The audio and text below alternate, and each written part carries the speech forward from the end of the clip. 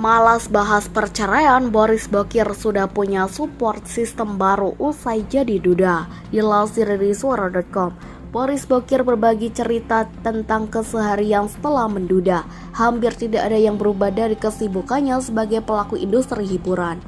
Ya, podcast jalan, acting jalan, ujar Boris Bokir usai kegiatan promosi film agak lain di kawasan Pejaten, Jakarta. Bedanya Boris Bokir punya tempat baru untuk berbagi keluh kesah. Ia menemukan keluarga baru di podcast agak lain seperti Indra Jegel, Benny Dion, dan Oki Rengga.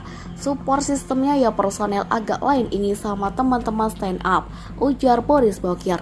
Boris Bokir sedikit memberi penjelasan tentang awal mula terbentuknya podcast agak lain. Pandemi COVID-19 yang mempertemukan mereka berempat untuk berkarya bersama.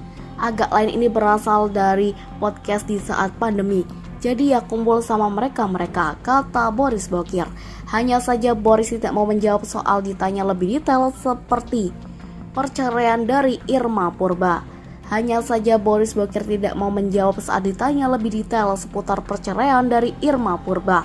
Ia berdalih tidak perlu menjawab pertanyaan tentang itu. Nggak masuk promo film kalau soal itu, kata Boris Bokir seraya tertawa.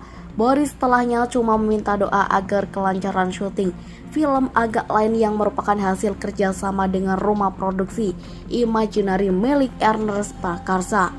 Doain aja berjalan lancar, ucap Boris.